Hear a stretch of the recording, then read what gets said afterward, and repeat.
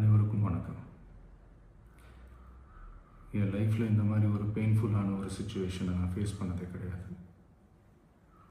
மனசு முழுக்க வலி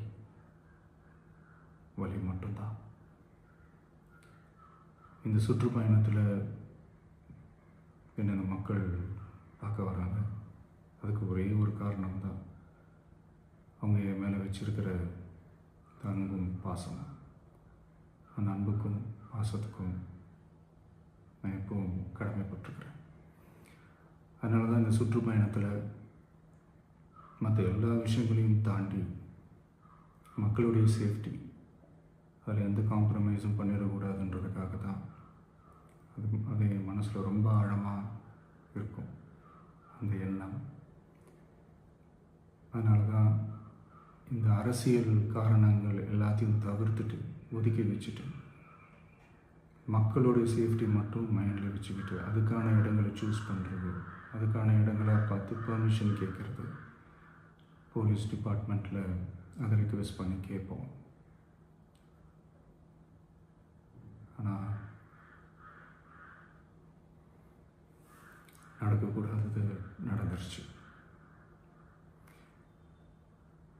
ஆனால் மனுஷன் தானே, அந்த நேரத்தில் அத்தனை பேர் பாதிக்கப்பட்டு இருக்கும்போது எப்படி அந்த ஊரை விட்டுட்டு என்னால் கிளம்பி வர முடியும்?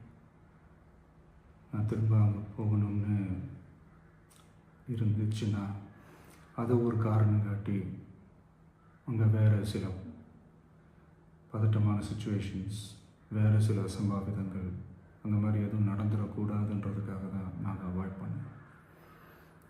இந்த நேரத்தில் சொந்தங்களை இழந்து தவிக்கிற அத்தனை குடும்பங்களுக்கும் என்னுடைய ஆழ்ந்த இரங்கலை தெரிவிச்சுக்கிறேன். எனக்கு தெரியும், என்ன சொன்னாலும் இது ஈடேயாகாதுன்னு எனக்கு தெரியும்.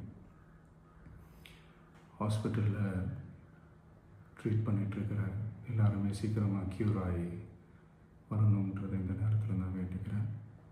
கூடிய சீக்கிரமே உங்கள் எல்லாரையும் நான் சந்திக்கிறேன்.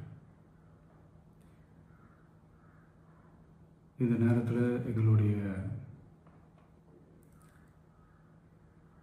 வலிகளை, எங்களுடைய நிலைமையை புரிஞ்சுக்கிட்டு எங்களுக்காக பேசின அரசியல் கட்சிகளை சார்ந்த நண்பர்கள், தலைவர்கள் அனைவருக்கும் என்னுடைய நன்றியை தெரிவிச்சுக்கிறேன். கிட்டத்தட்ட ஒரு 5 மாவட்டத்துக்கு பிரச்சாரத்துக்கு போனோம்.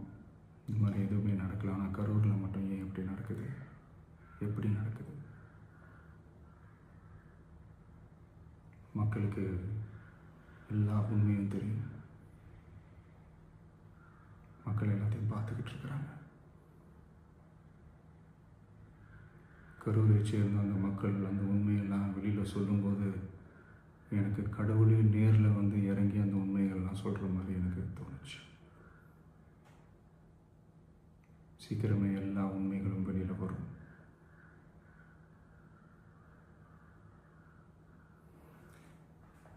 எங்களுக்கு தரப்பட்ட இடத்துல நாங்கள் போய் அந்த ஸ்பாட்டில் நின்று நாங்கள் பேசிட்டு வந்தோம். அதை தாண்டி எந்த தவறும் எங்கள் சைடில் நாங்கள் எதுவுமே செய்யலை. பட் இருந்தாலும் எங்கள் கட்சியை சேர்ந்த நிர்வாகிகள், தோழர்கள் மேலே எஃப்ஐஆர், அது மட்டும் இல்லை சோஷியல் மீடியாவை சேர்ந்த நண்பர்கள், தோழர்கள் அவங்க மேலே எஃப்ஐஆர்லாம் போட்டு இப்போ பிடிச்சிக்கிட்டு இருக்கிறாங்க.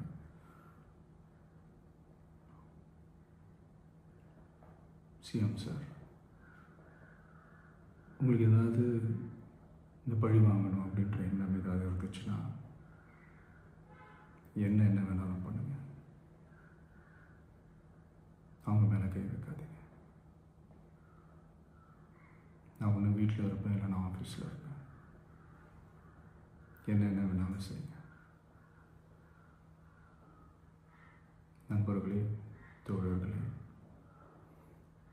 நம்மளோட அரசியல் பயணம் இன்னும் ஸ்ட்ராங்காக, இன்னும் தைரியத்தோட கண்டினியூ ஆகும்.